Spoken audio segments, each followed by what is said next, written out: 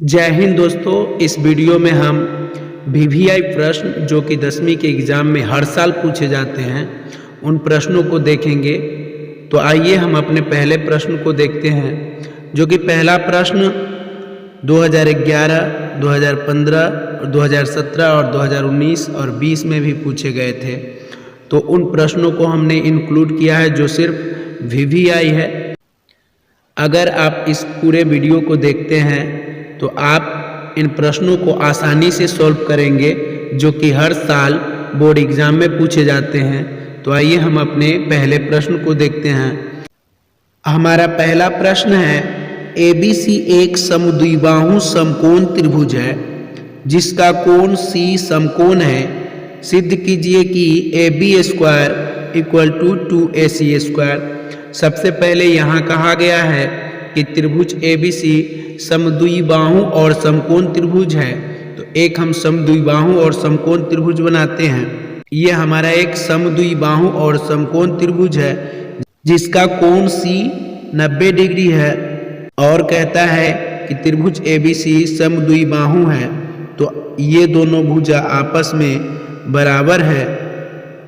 अब इसे हम लिखेंगे A और ये हमारा आएगा B। अब हम कह सकते हैं कि BC इक्वल टू AC,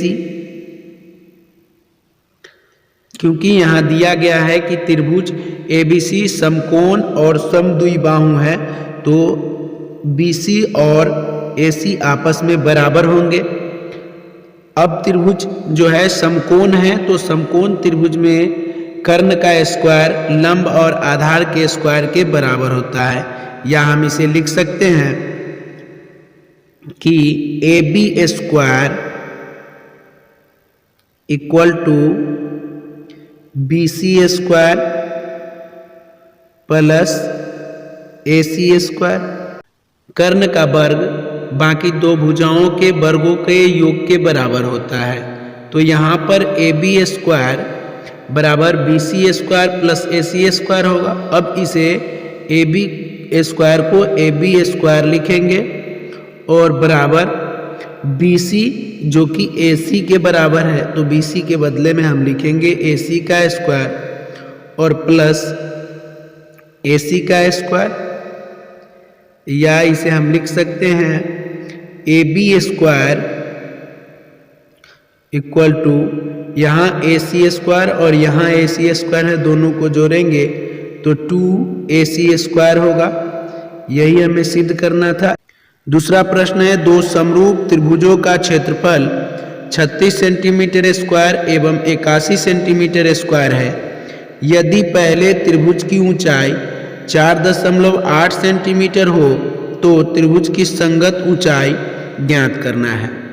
दिया गया है कि दो त्रिभुज है जिसमें पहले का क्षेत्रफल 36 सेंटीमीटर स्क्वायर है, दूसरे का क्षेत्रफल 81 सेंटीमीटर स्क्वायर है और पहले की ऊंचाई 4.8 सेंटीमीटर है, तो दूसरे की ऊंचाई ज्ञात करना है। दोस्तों, हम जानते हैं कि समरूप त्रिभुज का क्षेत्रफल का अनुपात भुजाओं के वर्गों के अनुपात के बराबर होता है। या हम कह सकते हैं कि 36/81 बराबर 4.8 का स्क्वायर और बाई संगत ऊंचाई को h मानते हैं, यानी h का स्क्वायर। अब इसको हम लिख सकते हैं, ये हमारा स्क्वायर इधर से खत्म करेंगे तो इधर √36/81 आएगा इक्वल टू 4.8/h होगा। अब इसका वर्गमूल 36 का 6 आएगा और 81 का 9 आएगा इक्वल टू 4.8/h। जब हम इसे काटेंगे तो ये कट जाएगा हमारा 8 छक्के 48 यानी 0.8। अब इसको क्रॉस मल्टीप्लिकेशन गुना करेंगे, यहाँ से इसको और यहाँ से इसको, तो यहाँ तो 1 है, 1 से h को गुना करेंगे तो h होगा और 9 को 8 से गुना करेंगे तो 72 होगा, लेकिन 0.1 अंक बाद है तो 7.2 सेंटीमीटर लिख सकते हैं। इस तरह दोस्तों संगत त्रिभुज की संगत ऊंचाई जो है 7.2 सेंटीमीटर है। दोस्तों ये प्रश्न 2012 के बोर्ड एग्जाम में पूछे गए हैं, तो इसलिए आप इसको सही से देख लेंगे क्योंकि ये प्रश्न फिर से रिपीट हो सकता है। अगला प्रश्न है 6 मीटर लंबाई वाले एक ऊर्ध्वाधर स्तंभ की भूमि पर छाया की लंबाई 4 सेंटीमीटर है, जबकि उसी समय एक मीनार की छाया की लंबाई 28 सेंटीमीटर है, तो मीनार की ऊंचाई ज्ञात करना है। पहला है कि 6 सेंटीमीटर लंबाई वाले एक ऊर्ध्वाधर स्तंभ की भूमि पर छाया की लंबाई 4 सेंटीमीटर है। दूसरे में कह रहा है कि छाया की लंबाई जो है 28 सेंटीमीटर है और इसका h निकालना है, यानी ऊंचाई निकालना है।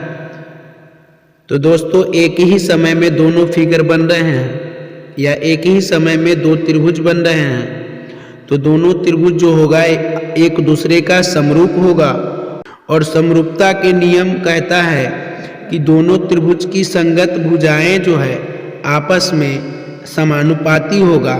तो इसलिए हम कह सकते हैं कि 6/4 इक्वल टू, यानी इसके बटे में इसको लिखेंगे और फिर h/, लिखेंगे 28 या h/28।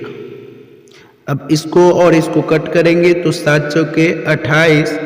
अब तिरछा हमें गुना करना है, तो यहाँ कुछ नहीं है यानी 1 है, 1 को h से गुना करेंगे तो ये h आएगा और इक्वल टू 7 को 6 से गुना करेंगे तो ये हमारा 42 आएगा।